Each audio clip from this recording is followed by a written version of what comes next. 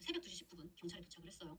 이모 덕분에 손발은 풀려 있었지만 아까 보셨던 것처럼 사만다의 얼굴이 새하얗게 질려 있는 상태였어요. 이게 도대체 무슨 일이냐 이야기를 해달라 했더니 사만다가 하는 말이 애들 다 재우고 남편이랑 안방에서 자고 있었는데 갑자기 검은 마스크에 검은 옷으로 완전 총까지 무장한 새 남자가 집에 쳐들어와서는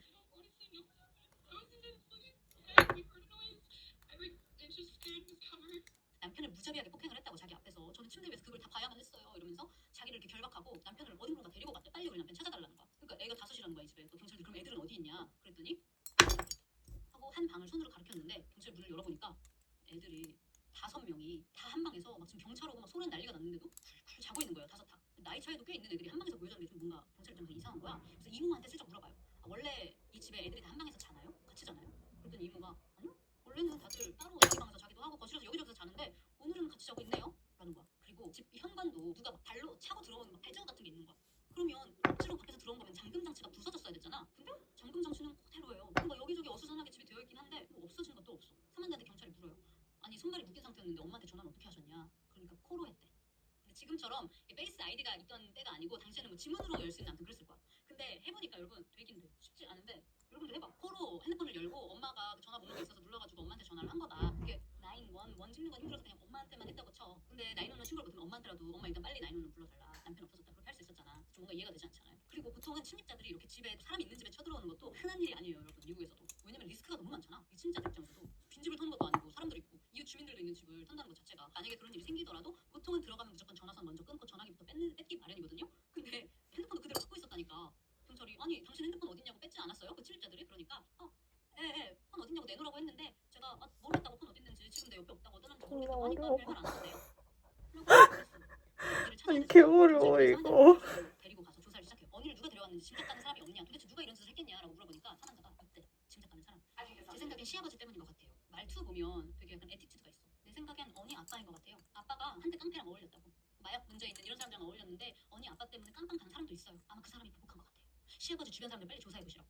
그런 거. 그럼 둘 사이는 어땠냐고 질문을 하니까 너무 행복한 부부인 것처럼 그렇게 이야기를 하는 거야. 그러니까 이게 경찰 눈에 더 이상한 거예요. 아니 경찰 신고 기록까지 분리됐던 기록도 있고 한데 뭔가 일부러 의심받지 않으려고 애쓰는 것처럼 보이기도 했어요.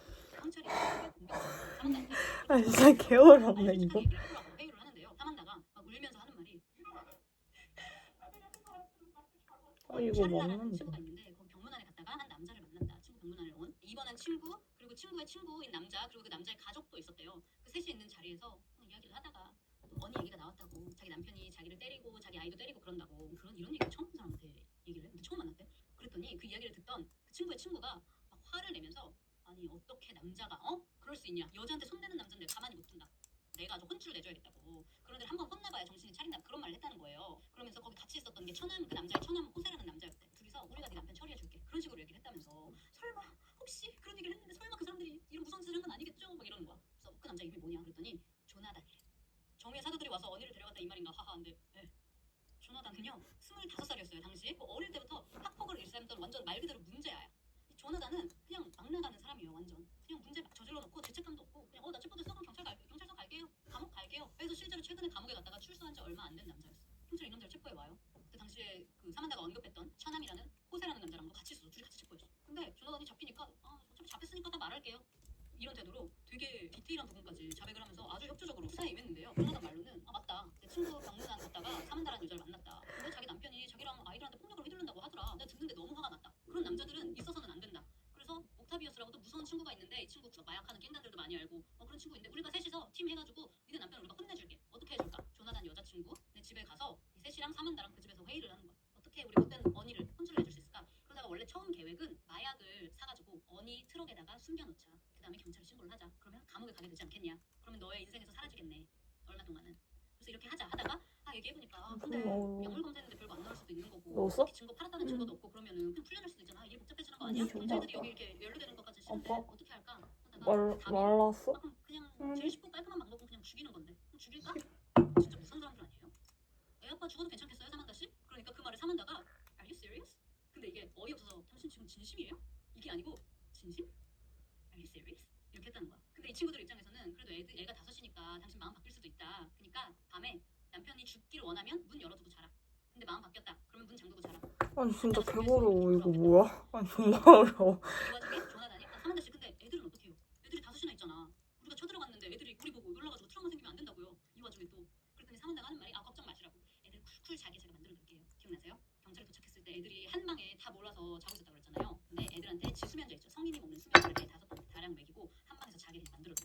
그래서 그 난리인 와중에도 애들이 안 깨고 한 방에서만 있었던 거예요. 다시 2015년 2월 20일 경찰에 신고가 왔던 그날 밤으로 돌아가서 조나단, 옥타비우스, 호세 이 셋은 원래 언니 차에 숨기려고 마약도 사놨어요. 근데 이제 이게 필요 없게 됐잖아. 그러니까 어떻게 해요? 셋이 해요. 셋이 차 안에서 하고 야심한 밤에 사만다는 집으로 향했어요. 근데 조심스럽게 사만다는 집 근처에 주차를 하고 현관문을 확인합니다. 마음 바뀌면 문 잠궈놓으라고 했잖아요. 근데 문이 스르르 그냥 열렸어요. 그래서 사만다가 말해준 대로 애들 방 피해서 2층에 있는 침실로 곧바로 올라갔고요. 거기서 언니가 속옷 바람으로 사만다랑 자고 있었어요. 그 언니를 침대에서 너무 어려워. 사만다는 침대 위에서 아이씨. 5아이의 아빠가 세 남자한테 폭행을 당하는 걸 그냥 지켜만 보고 있었어요. 셋이 언니를 끌고 1층으로 내려가요. 또 조나단이 다시 쫄러 올라와서 이건데. 사만다한테 하는 말이 너 피해자로 보여야 되니까 일단 손발 묶을게. 그래서 묶으려고 하는데 사만다가 하는 말이 잠깐만 엄마한테 먼저 전화 좀 하고 코 안 썼어요? 묶이기도 전이었어요. 띠띠띠띠 엄마 도와주세요. 이제 묶어. 진짜 쌀 것 같은 게 조나단이 옆에서 주사실에서 조사받는 동안 사만다는 여기서도 지 혼자 유튜브 영상 찍는 줄 알았나 봐. 주사실 카메라 있잖아요. 여기다 대고 화이트보드에 Have you found my husband? 내 남편은 찾았어? 그러고 미치래. 그럼 언니는 어딜 갔냐? 조나단이 계속 진술을 계속해요. 셋이서 언니를 차에 태우고 텍사스의 인적 없는 숲으로 운전해서 갔대요. 언니는 이 세 남자가 누군지도 모르고 자기가 왜 공격을 받는지도 몰랐어요. 가면서도 제발 자기 와이프랑 아이를 불쌍해. 해치지 말아달라고 부탁했대요. 새 범죄자는 언니를 사람 없는 숲속으로 데려가서 무릎을 꿇게 한 다음에 마치 처형하듯이 뒤에서 언니 머리 뒤에 총구를 대고 호세가 방아쇠를 당겼어요. 그렇게 사만다의 자기 아이도 아닌 두 아이도 입양하고 또 세 아이를 가진 5아이의 아빠 언니가 사망을 합니다. 조나단의 자백으로 경찰은 언니의 시신을 수습할 수 있었는데요. 아니야, 경찰이 사만다 집에 처음 야, 들어갔을 때 너무 그때만 어려워. 사만다를 빨리 자백했더라면 이거밖에 사실 제가 못했어. 모든 얘기를 했는데 이거 너무 어려워. 전화해서 지금 당장 빨리 멈춰달라고 했다면 아, 꼴이야? 이미 경찰 출동하고 그 후에 사망을 이거? 했다는 얘기죠. 팔이네? 경찰이 사만다가 있는 팔이야? 들어가서 팔이다. 다 알고 있다고 솔직하게 얘기하라고 하지만 끝까지 아니, 자기를 너무 아무것도 안 알려줬고 어려워. 경찰이 핸드폰 우리가 아니, 이게 뭔데, 대체? 응? 아무도 없어요. 얘를 찾아야 이거 돼. 아니야? 우리 그때 처음 만난 거 그거뿐이라고요. 그렇게 얘기했는데요. 사만다는 자기가 여기서 문자 보내고 지우면 다 그냥 없어지는 건 줄 알았나 봐. 포렌식 해보니까 다 지웠던 메시지들 다 나오죠. 알고 보니까 이 셋이랑 계속 이거요? 연락을 하고 있었고요. 경찰 처음에 출동했을 때 있잖아. 경찰들이 언니 핸드폰도 없어진 걸 발견을 해요. 그래서 자기들끼리 빨리 언니 핸드폰 어딘지 GPS 추적을 해보라고 이야기를 한 거야, 자기끼리. 그럴 때 사만다가 그 얘기 듣더니 바로 저 엄마한테 전화 좀 할게요 하고 없어졌었거든요. 그때 알고 보니까 이 셋한테 문자가 왔어요. 경찰이 언니 핸드폰 추적한다고. 빨리 지금 핸드폰 버리라고. 그 핸드폰 빨리 버리고 빨리 도망가. 이런 기록까지 다 나왔어요. 이거에 대해서 설명해보라고 하니까 하는 말이 나 그날 수면제 먹어서 잘 기억이 안 난다고. 기억 안 남 시전을 해요. 이렇게 그나마 유죄를 인정하고 자백했던 호세와 조나단은 50년형을 받고요. 끝까지 혐의 부인한 옥타비우스는 93년형을 받습니다. 또 혐의 부인한 사람이 한 명 더 있죠. 사만다.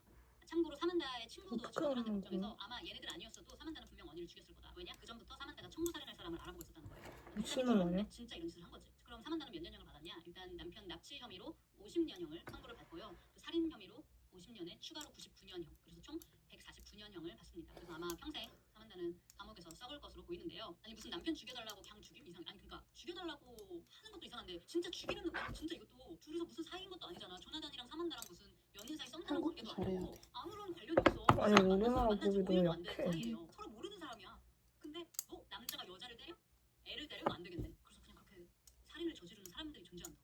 돈 받은 것도 아니고요. 그럼 왜 사만다는 남편을 죽이기까지 해야 됐을까? 사건에 대해서 많은 심리 전문가들이 사만다가 굉장히 강한 나르시시스트 성향을 보인다고 말을 해요. 그래서 유튜브 영상만 봐도 사람들이 자신에게 관심이 되게 많다고 나는 되게 관심 받는 사람이라고 생각하고 있고 그 생각에 완전 사로잡혀 있는 거. 아니, 뭐, 좋아하게 하나 없어지는 거 같아. 나를 유튜브로서 인정하잖아요. 딴거 일 알아라. 자꾸 이런 말을 하고 그러니까 이런 미워하는 마음이 점점 커졌을 거예요. 아니야, 이거 내가 주변에 만든 건데. 남편이 막 나한테 그런데 없어. 하는데요. 그래서 언니가 사만다를 진짜 너무 어려워.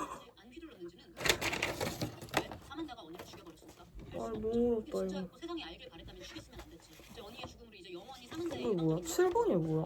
그리고 약간 좀 지금 상식적으로 애가 6번까지 5인데 바뀌었어. 아이 엄마였다면 정말 자기 말대로 언니가 폭력적이었다면 아, 이걸 띄우는 거야, 위에? 영상을 찍어 응. 증거가 있어야 되지 않을까? 그렇게 그냥 이거 순서대로만 띄우면 된대. 근데 7번도 뭔지 모르겠고. 어떻게 띄우는지 이야기를 하는 것도 어려웠잖아요. 근데 진짜 처음 보는 친구 병문안 가서 처음 보는 사람들한테 이거 만든 거야? 하고 다녔다는 것도 아니, 얘만 지금 한 거야. 얘가 1, 2, 3번 한 거야.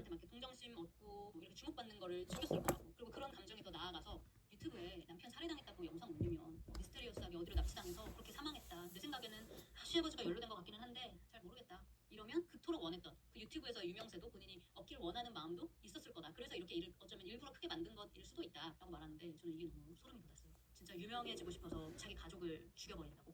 그럴 수가 있다고? 근데 그럴 수가 있대요.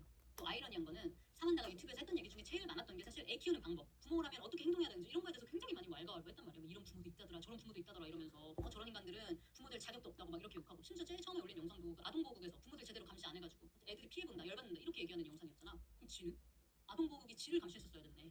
그렇게 유튜브에서는 나불나불 이렇게 키워야 된다 저렇게 키워야 된다 하더니 자기 아이들한테는 평생 짊어져야 할 상처를 준 거죠. 거기다 이런 위험한 사람들, 마약 전과자들을 어린 자식들 있는 집에 끌어들였다는 사실 자체만으로도 제정신이 아닌 것 같습니다.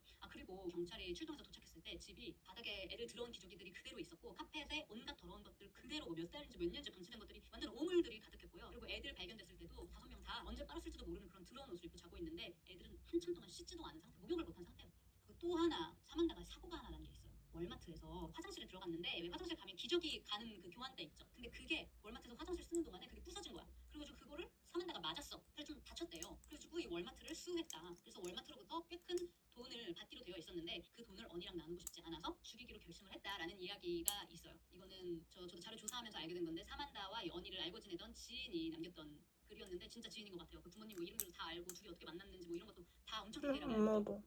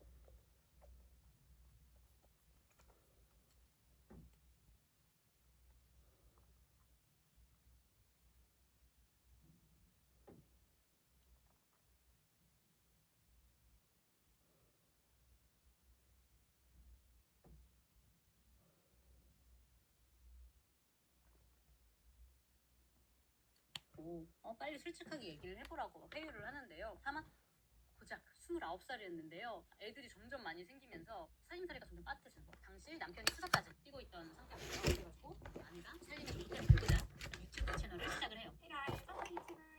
유튜브 스타가 되겠다 이 꿈을 꾸면서 하루 종일 유튜브 생각만 하고 유튜브 얘기만 하고 다니면서 영상을 열심히 올렸는데요. 2014년 5월 14일 아이를 이렇게 안고 찍은 영상을 마지막으로 유튜브에서 사라졌어요.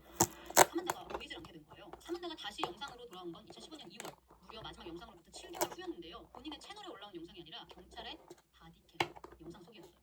평소에 밝았던 그런 모습과는 다르게 얼굴이 완전 새하얗게 질려서 거기 잔뜩 질린 채로 어떤 괴한들이 자기 집에 쳐들어와가지고 남편을 막 폭행하고 데리고 나갔다. 남편을 찾아달라고 이렇게 흐느끼고 있었어요. 그런데 여기 류유님이 뭔가 억지스러워 뭔가 연기인 것 같아요 라고 말씀하시는 분들 계셨는데 경찰도 처음에는 이 사만다가 피해자라고 당연히 생각을 했단 말이에요. 근데 뭔가 사만다가 연기를 한다고 느껴졌는지 점점 더 공격적으로 압박이 되기 시작하는데 도대체 평범한 가족에게 무슨 일이 생겼던 건지 유튜브 스타가 되고 싶었던 사만다의 이야기 지금 시작할게요. 1989년 8월 28일 세남매 중 장녀로 태어난 사만다는 어린이들 물 보는 걸 너무 좋아했어요. 그것도 좋아했어요. 어릴 때부터 나는 꿈이 엄마야. 난 커서 최고의 엄마가 되고 빨리 엄마가 되고 싶다고 하고 다니는데요. 실제로 꽤나 빨리 이루어집니다. 고등학생 때 남자친구 사이에서 아이가 생긴 거예요. 임신을 해서 낳았는데 짠 쌍둥이야. 누가의 엄마가 된 거예요. 계획했던 출산은 아니었지만 그래도 둘이 잘 키우면 좋잖아요. 그런데 아이 아빠랑 사이가 점점 멀어지더니 출산하고 아이들 아빠랑은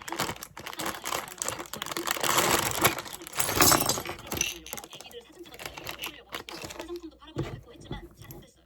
뭔가 안정적인 수입은 없었기 때문에 평소에 생활이 미국에서 나오는 플러스 알코 이런 거 있죠. 이런 걸로 근근히 생활을 이어가고 있었어요. 그러던 와중에도 어떻게 돈을 조금씩 모았나 봐요. 미국에서 타투하는 게 좀 비싼 편인데 타투샵에 가서 타투를 했어요. 원래 이렇게 타투, 피어싱 이런 데 관심이 되게 많았어요. 그래서 원래도 있었는데 조금 더 추가를 하고 싶었거든요. 근데 이 타투샵에서 되게 미스테리어스한 남자를 만나요. 타투샵 문을 띵 열고 들어오는데 머리부터 발끝까지 올블랙이에요. 긴 블랙 트렌치코트에 까만 바지에 까만 부츠까지 머리카락도 염색을 한 건지 새까맣고 길고 되게 근데도 말이 없어요. 되게 과묵하게 조용히 이렇게 앉아있는데 손님으로 온 거예요. 이 남자도. 근데 사만다는 되게 약간 골든 리트리버 같은 그런 성격이었거든요. 그래서 이 남자가 너무 궁금한 거예요. 얼굴도 좀 귀여워.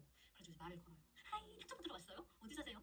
이 동네 살아요? 이름이 뭐예요? 남자 이름은 언이라고 사만다보다 4살 군업도 안 본다는 4살 연상의 남자였어요. 언니는 1985년 12월 25일 텍사스에서 태어났는데요. 생일이 크리스마스잖아요. 그래서 병원에서 태어날 때 의료진이 신생아 언니를 빨간 양말에 크리스마스 양말에 넣어가지고 줬대. 너무 귀엽죠. 언니의 부모님은 어릴 적에 이혼을 하시긴 하셨지만 양쪽에서 충분하게 끝까지 지속적으로 사랑과 케어를 받으면서 자랐어요. 학교를 다니는 동안에는 공부도 꽤 잘하고 책도 많이 읽고 성격도 되게 좋은 편이었어요. 이런 언니가 푹 빠지게 되는 게 있는데요. 지금 뭐 85년생, 89년생 막 이러잖아. 우리 동년배들은 알 거예요. 이때가 딱 인터넷, 컴퓨터 이런 첨단 테크놀로지가 보급된 세대 아닙니까? 그래서 우리 때는 알죠. 컴퓨터 잘 아는 친구가 용산에서 부품 사가지고 조립도 해주고 고쳐주고 막 그런 거 있었잖아. 그것처럼 언니가 그런 동네 컴퓨터 잘하는 오빠 약간 이런 느낌인 거예요. 컴퓨터 게임도 되게 좋아했고요. 그냥 컴퓨터 자체를 되게 잘 만지고 좋아했어. 그래가지고 실제로 대학교도 컴퓨터 관련 테크놀로지 뭐 이런 걸 전공을 해요. 당시에 언니는 되게 어두운 컬러 고딕 스타일 타투에 되게 좀 빠져 있었던 때였어요. 근데 되게 조용하고 내성 완전 다르게. 근데 사만다가 막 와가지고 막 말 걸고 하니까 왜 좀 반대 성향끼리 끌린다는 얘기가 있잖아요. 언니도 이런 사만다가 좀 귀여우고 솔직히는 않은 거예요. 그래서 탑샵에서의 스몰 토크가 인연이 돼서 연애 사이로 발전을 합니다. 언니는 무슨 일을 했냐면 원래는 졸업하고 컴퓨터 관련 일을 하고 싶었어요. 전공을 살려서. 근데 지금 이야기하는 이 텍사스 배경이 텍사스 안에 시골 중에서도 왕시골이야. 그러다 보니까 뭐 이런 테크 기업 같은 일할 만한 데가 없잖아요. 그래서 언니가 이제 일하려고 큰 도시로 이사를 갈까 하다가 사만다도 만나고 하니까 그 동네 야구 배트? 한국어로 뭐죠? 몽둥이? 야구 방망이 만드는 회사에서 이 방망이에 레이저로 각인하는 게 있대요. 컴퓨터 프로그램으로 하는 거래. 그래서 그거 프린트하는 일을 이게 되게 아무리 할 수 있는 일은 아니고 스킬이 필요한 일이라서 이 집에서도 좋은 직장에 취직한 거를 되게 자랑스러워하고 그랬다고 해요. 자, 그러면서 이 언니가 사만다랑 사귀면서 둘이 동거도 시작을 하게 돼요. 근데 사만다가 애가 둘이 있잖아, 쌍둥이. 그러니까 언니가 아 괜찮다고. 사만다 너 우리 집 들어와서 살아라. 애 둘도 그냥 데리고 와. 내가 너네 다 먹여 살릴게. 이래서 자기가 나가서 배트 레이저 하는 그 일을 하면서 사만다랑 애 둘을 먹여 살렸어요. 그리고 실제로 동거 중에 애들 출생 증명서에 원래 미국에서도 아빠 이름을 올려야 되는데 이 사만다 남자친구가 자기 이름도 안 올렸나 봐. 그래서 언니가 그거를 되게 언짢아 했대요. 그거에 대해서. 그래서 그런 게 어딨냐. 내 이름 올리라고. 내가 정식으로 너희 애들 입양하겠다. 그렇게까지 말했어요. 동거도 하고 2년이 좀 더 넘어서 2011년이 되고 사만다가 또 임신을 하고 이번엔 언니와의 사이에서 아이를 출산하는데 또 쌍둥이야. 아이가 이제 넷이 된 거예요. 둘에서 넷으로. 갑자기 이제 가족이 6식구가 되니까 원래 하던 일로는 언니가 너무 힘든 거야. 먹여 살리기가. 그래가지고 이제 원래 일하던 일 플러스 동네에 리틀 시저라는 피자집이 있었거든요. 거기서 투잡으로 쉬는 날도 없이 파트타임으로 이제 투잡을 했어. 그렇게 몇 년을 투잡을 하니까 언니가 점점 너무 벅차고 힘들어지는 거예요. 그래서 하루는 진지하게 사만다한테 말해요. 나 혼자 벌기가 이제 너무 힘들다고.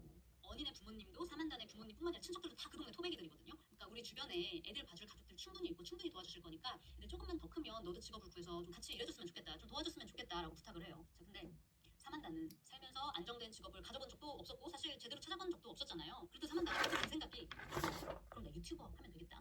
내가 전업 유튜버로 돈 벌면 되겠네 싶은 거예요. 사실 사만다는 약간 이런 인플루언서 배우가 돼서 좀 유명해지고 싶다는 게 컸어요. 10대부터 마이스페이스, 페이스북 이런 데서도 사진도 많이 올리고 되게 열심히 활동했단 말이에요. 그리고 이미 자기 유튜브 채널이 있었어. 영상도 올린 게 이미 있었어요. 옛날에 뉴스 보다가 아동 보호국이 일을 제대로 안 해가지고 부모들 감시를 제대로 안 해가지고 보호받아야 될 애들이 방치되고 죽어간다 막 이런 뉴스를 보고 사만다가 막 열받아서 유튜브에 올린 영상도 이미 있었거든. 그리고 그 이후에도 뭐 30초짜리 뭐 조카 영상, 딸 영상 이런 것도 올려보곤 했는데 조회수가 나왔냐 뭐 이런 건 아니었어요. 근데 사만다 생각에는 아 그래도 내가 이거를 직업으로서 열심히만 하면 내가 당연히 유명해질 수 있지. 심지어 유튜브로 유명해진 다음에 배우로 내가 또 데뷔를 할 수도 있겠다 이런 생각까지 했어요. 그래서 처음에 남편이랑 언니는 되게 지지했어. 이 생각을 열심히 해보라고. 그래서 영상을 올리기 시작하는데 무슨 영상을 올리냐? 무슨 TV 프로그램 보고 리뷰하는 거 있죠. 뭐 솔로지옥 리뷰 뭐 이런 것처럼 내 생각 얘기하는 거 그리고 뭐 나에 대해 10가지, 15가지 이상한 점들 자기 얘기, 자기 가족 얘기 같은 거를 주로 했어요. 나는 뱀파이어를 되게 좋아한다. 나는 뱀파이어가 굉장히 아름답고 미스테리어스한 존재라고 생각해요. 뭐 이런 얘기도 하고 또 어떤 때는 뉴스 기사를 읽어 그냥. 약간 특이하죠. 이건 뭐고 일상도 아니고 어떻게 약간 좀 TMI 같은 게 되게 많아요. 그리고 말하다가도 계속 아 조명이 어쩌네 저쩌네 한 5분짜리 영상에서 2분 동안 되게 아 얼굴이 이럴 수도 있어 저럴 수도 있어 조명이 갑자기 좀 어두워진 것 같네 막 이러면서 너무 산만한 거야. 그러니까 너무 삐아님 말씀처럼 뭔가 컨셉이 전혀 없었어요. 그 당시에 조회수가 100도 나오지 않고 구독자도 전혀 늘지 않고 뭔가 이게 채널이 전혀 성장이 되지를 않는 거예요. 2013년도라 유튜브가 아 맞아 아쿠아님 말씀도 맞아요. 좀 약간 뭐라고 해야 되지? 막 이렇게 지금처럼 전문적으로 사람들이 조명을 쓰고 뭐 카메라 좋은 거 쓰고 이런 때는 아니야. 근데 아무튼 뭐 메이크업도 하고 뉴스 기사 읽는 것도 하고 뭐 여러 가지 막 했어요. 근데 처음엔 언니가 이걸 서포트를 해줬는데 점점 사만다가 유튜브 채널을 개설하고 둘이 사이가 점점 안 좋아지고 싸우는 날이 되게 잦아지는 거야. 그럼 왜 싸우냐? 일단 사만다 입장에서는요. 언니가 아까 컴퓨터도 좋아하고 컴퓨터 게임도 되게 좋아한다 그랬잖아요. 근데 퇴근하고 집에 오면 시간 날 때마다 게임을 하는 거야. 컴퓨터 게임을. 아니 나랑도 좀 시간을 보내고 애들도 좀 봐주고 그랬으면 좋겠는데 틈만 나면 게임을 하니까. 그리고 심지어 게임 속에 플레이하는 그 아바타 있죠. 아바타가 다른 플레이어랑 게임 속에서 결혼까지 한 거예요. 이거 여러분들 어떻게 생각하세요? 근데 이것 때문에도 사만다가 엄청 열받았어. 그리고 내가 유튜브로 성공 좀 해보겠다는데 좀 내 채널에 나와서 이렇게 지지를 해줄 거면 같이 영상도 좀 찍어주고 협조도 좀 해주고 같이 리액션도 해주고 그러면 얼마나 좋아. 근데 자기는 아 나는 프라이빗한 사람이라고 난 영상에서 전혀 나오기 싫다고 하는 것도 마음에 안 들고 그래도 막 사만다가 찍어요. 그러면 완전 똥심한 표정인 거야. 근데 언니 입장에서는요. 처음에는 그래 사만다가 유튜브 한다고 했을 때 그래 애들도 좀 보고 틈틈이 채널도 키우고 하면 좋겠다. 그래서 긍정적이었는데 수익이 나는 것도 아니고 근데 오히려 영상에서 써야 된다고 가발 사고 화장품 잔뜩 사고 자기는 투잡 뛰고 너덜너덜해져서 집에 왔는데 집에 와보니까 난리가 나 있는 거야. 설거지 뭐 이런 거 하나도 안 됐고 더러운 기저귀 있잖아요. 이게 몇 시간째인지 그냥 바닥에서 막 굴러다니고 있어. 그리고 애들은 완전 방치되어 있는 거예요. 애들도 제대로 안 보는 거야. 유튜브 영상 찍겠다고. 그 집이 왜 이러냐? 그러면 아 나도 바빴다고. 나 왼종일 영상 찍느라 바빴다고. 그것뿐만이 아니라 점점 영상에서 애들 데리고 애들 얼굴 나오게 너무 자주 찍는 것도 마음에 안 들었고요. 자기 얘기, 뭐 자기 가족 얘기 이런 걸 되게 많이 했다고 했잖아요. 남편이랑 싸우면 또 그거 싸운 얘기를 쪼르르 와가지고 진짜 무슨 유튜브에 대고 진짜 친구들한테 얘기하듯이 그때그때 나한테 상의도 없이 다 얘기하고 물론 뭐 조회수가 많이 나고 이런 건 아니지만 그래도 자기 가족도 볼 수 있고 둘째점 다섯가 볼 수 있는 공간에 자기 얘기를 그렇게 하는 게 되게 싫었어. 근데 이거 되게 중요한 부분이거든요. 이거 굉장히 예민할 수 있는 부분이고 저도 유튜브하고 일상 브이로그 이렇게 찍고 남편도 나오지만 아무리 제가 다른 언어로 이야기를 해도 썰풀고 뭐 이런 거 있죠. 다 다 얘기하기 전에 허락 받은 거예요. 심지어 자다가 방귀 낀 얘기까지도. 브이로그 나오는 것도 저희 남편 우리 같이 찍었어도 올리기 전에 다 보여줘요. 올리기 전에 나온 거 다 괜찮은지. 왜냐면 내가 이렇게 얘기하다가 막 깔깔 웃는 그 소리도 내가 듣기 싫을 때가 있는데 너 왜 저따위로 웃어 이러는데 제 3자는 더 싫을 수 있단 말이야. 남들한테 보여주는 건데. 아 그리고 저희 또 남편은 자기도 편집할 줄 알고 하니까 아예 저는 올리기 전에 보내주고 너 나온 거 싫은 부분은 그냥 다 자르라고 그냥 그렇게 얘기를 하거든요. 근데 이게 되게 예민한 부분이라고 생각해요. 그래서 더 예의를 지켜야 되는데 언니도 충분히 기분 나쁠 수 있다는 게 이해가 돼. 그것뿐만이 아니라 또 사만다는 자기 집 이야기, 뭐 자기 동생이 결혼했는데 남편이 별로라고 누가 뭐라고 했다 막 그런 솔직히 그 동생이 남편이 들었을 때도 알고 싶지 않은 얘기일 수도 있잖아. 별별 얘기를 다 하는 거예요. 그뿐만이 아니라 언니가 이렇게 보니까 사만다가 영상에서 거짓말을 쓸데없는 거짓말을 너무 많이 하고 예를 들면 자기가 쌍둥이 둘 낳고 싱글맘이 됐는데 그래서 대학교 다니면서 쓰리잡까지 했다 애들 먹여 살리려고. 근데 대학도 안 갔고 그렇게 막 쓰리잡으로 막 그렇게 이런 적도 없었거든요. 근데 그런 거짓말도 싫었고 자기 둘이 타투샵에서 만났어. 근데 왜 굳이 영상에서는 우리 온라인으로 만났다. 나 막 사실 온라인으로 사람 만나고 이런 사람 아니거든. 왜 연쇄살인범도 만날 수 있고 그렇잖아 웃으면서 굳이 안 해도 되는 거짓말들 이런 얘기를 하는 것도 마음에 안 들었어요. 심지어 2013년에 사만다가 또 임신을 하는데 이미 좀 사이가 안 좋아지던 때였기 때문에 좋은 타이밍이 아닌 것 같다 하면서 또 브이로그에서 그런 얘기를 해. 그러면서 임신 34주차라면서 또 영상을 올렸는데 담배 피는 걸도 올리고 이러니까 모르겠어요. 집에서 둘이 있을 때는 언니도 뭐 피던지 말던지 했을 수도 있는데 둘이 있을 때 그러는 거랑 또 대중적으로 그런 거랑 또 보여주는 거랑은 다르니까 이런 거 마음에 안 들고 했던 거예요. 자, 이렇게 또다시 임신을 한 사만다는 이번엔 아들, 예쁜 막내 아들을 낳아요. 사만다 말로는 피임약을 복용을 하고 있었대요. 근데 임신이 됐다고 합니다. 이렇게 24살의 사만다, 28살의 언니는 무려 5아이의 부모님이 돼서 이제 총 7 식구가 된 거예요. 또 막내 아이도 생기고 했으니까 우리 이러지 말고 다시 잘 노력해보자 해서 그런 의미로 그전에는 혼인신고를 안 했거든요. 그냥 계속 같이 살고 동거하던 사이였어. 근데 드디어 혼인신고도 하고 법적인 부부가 됩니다. 혼인신고를 했음에도 불구하고 둘 사이는 더 좋아지지는 않았어요. 이제는 사소한 말다툼으로 시작해서 큰 싸움으로 번지는 그런 일도 되게 잦아졌는데요. 2014년부터 그러니까 막내 아이 낳고 그 1년 후부터는 사만다가 주변 사람들한테 이런 말을 하고 다니기 시작해요. 남편이 나를 때린다고. 나뿐만이 아니라 아이들한테도 폭력을 한다고. 그렇게 말하고 다니는 거예요. 실제로 경찰에도 신고를 한 적이 있어요. 박스로 남편이 나를 쳤다고요. 근데 언니는 내가 화가 나서 박스를 던진 건 맞지만 때린 건 아니라고 주장을 했어요. 때렸다는 증거도 따로 없었어. 그냥 항상 사만다가 주변 사람들한테 말할 때도 어떤 증거가 있었던 건 아니에요. 그렇지만 경찰 입장에서는 애들도 있고 하니까 접근 금지 명령을 내린 거예요. 진짜 여기서 어이없는 게 그래서 자기 부모님이랑 지내고 있었어 언니는. 근데 피자집에서 일하고 있는데 전화를 계속 하는 거야. 그래서 받으면 사만다가 막 소리를 지르고 막 욕하고 협박하고 피자집에서 일하고 있는데 일 중에 그러니까 매니저가 여자였어요. 결혼하고 나이가 좀 있는. 근데 여자 매니저가 아니 도대체 왜 저러냐 일 중에 그만 전화라고 해라. 안 받으면 안 받는 대로 계속 전화하니까 나중에는 그 전화를 뺏어서 매니저가 지금 일 중이니까 전화하지 말라고 그랬더니 사만다가 그 매니저한테 너 내 남편이랑 바람 피지? 막 이러면서 막 소리를 질렀대요. 미친 사람처럼. 그러면서 언니한테 집으로 들어오라고 했어. 접근 금지 명령 있는데 괜찮다고. 나 그거 취소하겠다고. 우리 집으로 와라. 지금 애들이랑 나는 너가 필요하다. 그래서 언니가 집에 갔는데 집에 가서 샤워하는 동안 경찰에 신고를 해요. 접근 금지 내렸었는데 우리 집에 왔다고. 그리고 또 척박하는 일이 생겨요. 근데 그러고 나서 이제 어떻게 둘이 다시 합치게 됐어요. 나중에는 그거를 취하를 했대요. 접근금지 명령을. 주변 사람들 말로는 이 언니랑 사만다 둘 다 서로 그 폭발 버튼 같은 게 있었던 것 같다. 그 서로 그 폭발 버튼을 자기들 열받을 때마다 눌러버리는 것 같았다고. 그래서 사만다를 폭발하게 하는 그 버튼은 뭐였냐? 나가서 돈 벌어와. 너도 돈 벌어. 라는 게 사만다의 폭발 버튼이었어요. 하지만 그럴 때마다 항상 언니랑 주변 사람들한테 나 직업 있어. 내 직업은 유튜버야. 그러면서 조회수도 당시 계속 안 나왔어요. 몇십 명밖에 없었대요. 근데 모르겠어. 자기가 영상을 계속 올렸잖아. 쌓인 영상 수랑 비례하다고 생각했던 건지 뭔지 그 밖에서도 마치 유명 유튜버인 것처럼 행세를 하고 다녔대요. 내 팬들이 보고 싶어 한다 그랬다. 내 팬들이 이거 궁금해한다 이러면서 계속 뭐 찍으려고 했고 그리고 반대로 언니를 폭발하게 하는 버튼은 뭐였냐면 사만다 입장에서는 언니가 나 때렸다. 우리 애들 때린다고. 나쁜 사람처럼 보이게 하는 게 사만다가 누를 수 있는 버튼인 것처럼 보였다고 주변 사람들이 말했어요. 둘 사이가 굉장히 안 좋아져요. 싸움도 잦고. 그러던 2015년 2월 20일 새벽 사만다의 엄마가 자던 중에 띵땅띵땅띵땅 하고 핸드폰 소리에 잠에서 깨요. 아니 이 시간에 누구지? 보니까 자기 딸인 거예요. 전화를 받으니까 사만다가 자기 지금 결박돼 있는 상태라고 말도 막 이래. 저 결박돼 있는 상태여서 입도 막았다. 빨리 집에 와달라 그러는 거야. 나 좀 도와달라고. 근데 엄마는 좀 멀리 살았어요. 그래가지고 이모가 있거든. 사만다는 바로 근처에 사는 이모 몇 분 거리야. 이모한테 전화를 해서 빨리 우리 딸 집에 가보라고. 그래서 엄마보다 이모가 먼저 이 집에 도착을 하고요. 실제로 사만다는 두 손이 의자에 묶여져 있는 상태였고 입도 막혀져 있는 상태였어요. 결박당했는데 폰을 어떻게 했냐? 자 들어보세요. 그래서 이모가 막 이 손을 풀어주면서 급하게 경찰에 신고를 하는 거예요. 빨리 이 집에 와달라고. 그래서 여기까지 제가 오늘 준비한 이거 사건은 여기까지고요. 다음번에 다른 사건 영상으로 찾아오도록 하겠습니다. 월마트 사건이나 유튜브에 올리지 유튜브 각 진짜 못 보고 유튜브 각 진짜 못 보고 자기 자신에게만 취해 있었다고요. 그래서 돈 받고 올리려고 했을 수도 있지. 아니면 뭐 조건이었을 수도 있죠. 돈 주는 대신에 어디 가서 말하지 말고 이런 걸 수도 있고. 아유 이거 설명서 보는 것보다 그냥 하는 게 나은 것 같아.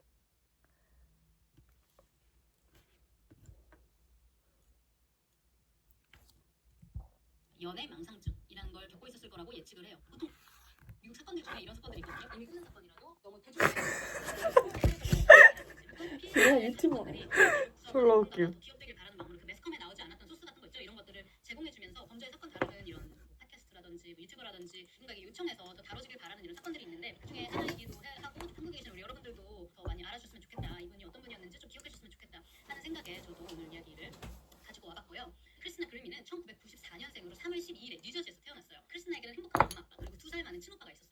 보통 남매들은 뒤지게 싸우면서 크는 경우가 많잖아요. 둘의 사이는 좀 달랐어요. 오빠랑 사이가 엄청 좋고 서로 베프라고 부를 정도로 둘 다 음악에 관심이 있다는 공통점도 있었지만 어머니가 이 둘이 아주 어릴 때부터 유방암 진단을 받게 되세요. 가족들끼리 우리 이렇게 함께하는 게 언제가 마지막이 될지 모르니까 매일매일 우리 최선을 다해서 서로 사랑하면서 살자. 이게 약간 집안 가문 이런 모토처럼 이런 분위기가 전체적으로 집안에 깔려 있었던 것도 서로 이제 사이가 좋았던 거에 한몫을 하기도 했던 것 같아요. 그림이가 6살쯤 됐을 무렵이었어요. 혼자 이렇게 막 흥얼흥얼 노래를 부르는데 애가 너무 노래를 잘 부르는 거예요. 보통 막 꼬마애들 그 레벨로 막 학교 중이 땡땡땡 이게 아니라 진짜 막 막 이렇게 엄청 진지하게 진짜 너무 잘 부르는 거예요. 10살쯤에 부모님이 처음으로 피아노 학원에 데리고 갔는데 띵 듣자마자 F샵, 띵 B 마이너스 이렇게 절대 음감 심지어 그래가지고 무슨 노래를 들으면 바로바로 이게 뭔 노래인지 따라서 칠 수가 있는 그런 능력까지 갖고 있는 거예요.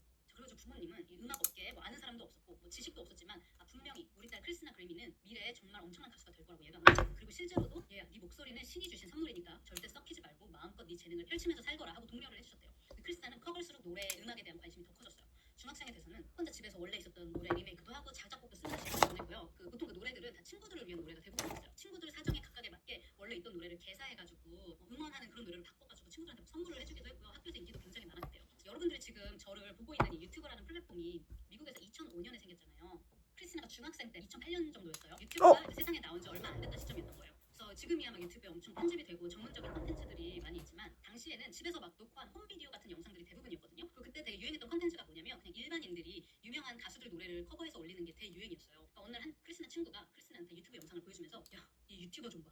구독자가 5만 명이야. 완전 대박 났어. 그때는 5만 명 구독자면 진짜 대박난 구독자였던 거예요. 그러면서 너도 한번 유튜브에 영상 올려보는 게 어때? 야, 내가 보기엔 얘보다 네가 노래를 훨씬 잘해. 네가 노래하는 거 올리면 이 친구보다 너 조회수 훨씬 더 많이 받을걸? 라고 제안을 했고 크리스나는 처음 들었을 때 뭐 한번 해볼까? 근데 뭐 관심을 받고 이런 것보다는 내가 어떻게 노래하는지 창법도 볼 수 있고 여기서 내가 음을 고쳐야겠구나 이런 것들을 내가 내 스스로 피드백을 할 수 있을 것 같아서 좀 괜찮은 것 같다라고 생각만 한 6개월 정도 하다가 미국에서 디즈니 채널에서 몇 년간 방영된 뮤지컬 시트콤이 있거든요. 이게 당시에 인기가 엄청났어요. 티네이저들한테도 크리스나도 팬이었고 여기 Don't Wanna Be 토란이라는 신곡이 나오면서 이 노래야. 이 노래를 내 첫 영상으로 해야 나 요미 보러 1시 반에 가야 돼. 안 돼. 이 영상이 내가 요미 데리고 올게. 올리자마자 하루 반 만에 우리 10만 뷰. 10만 명이 본 거예요. 카레 그래서 먹어야 영상 돼. 처음 올린 유튜브 너 카레 영상이 좋아해? 하루 만에 10만 명이 보면 진짜 엄청난 조회수예요. 엄마가 카레 해놨대. 야, 나 노래 영상 올렸어. 한번 봐봐. 하고 몇 명한테 말한 거 뿐이었는데 댓글이 막 엄청 달려.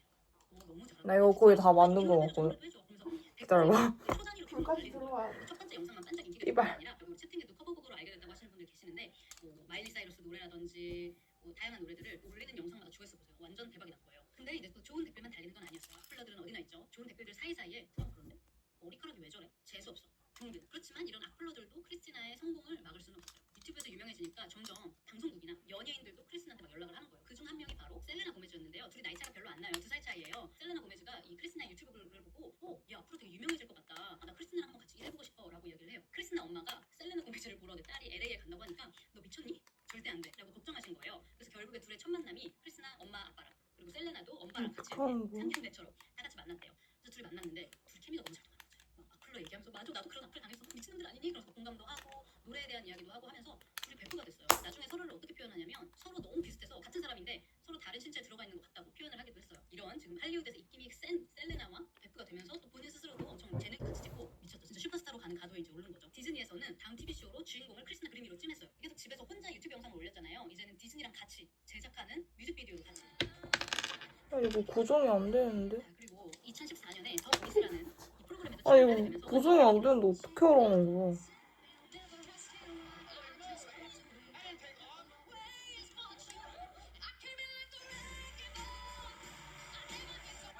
My name is Christina Grimmie. This person could be a huge star. I mean, I really believe that. Thank you so much, Adam. You were phenomenal. Thank you so much. 이분이구나 이제 알겠다. 이 영상이 되게 유명한 영상이에요. 더 보이스가 끝낼 쯤에는 릴 웨인 아시죠? 릴 웨인하고 애덤 르빈으로부터 앨범 제안도 받았어요. 그래서 진짜 이제 크리스티나 앞길에는 진짜 꽃길만 펼쳐진 거예요. 자, 이 남자 이름은 케빈 로이블이에요. 케빈은 플로리다에 살고 있었고요. 27살의 평범한 남성이었어요. 사실 케빈은 알려진 게 별로 없어요.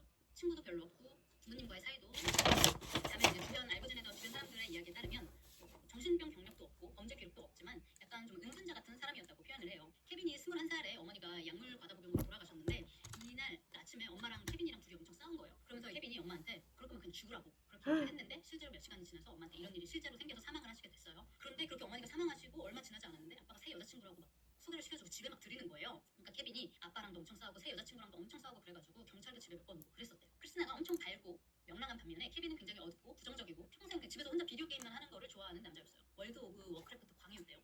재료만 있으니까 당연히 할 수 있는 일도 없는 거예요. 뭐 하고 싶지도 않았고요. 그러다가 이제 알고 지내던 지인의 소개로 전자제품 같은 걸 판매하는 베스트바이라는 매장에 취직을 하게 되는데요.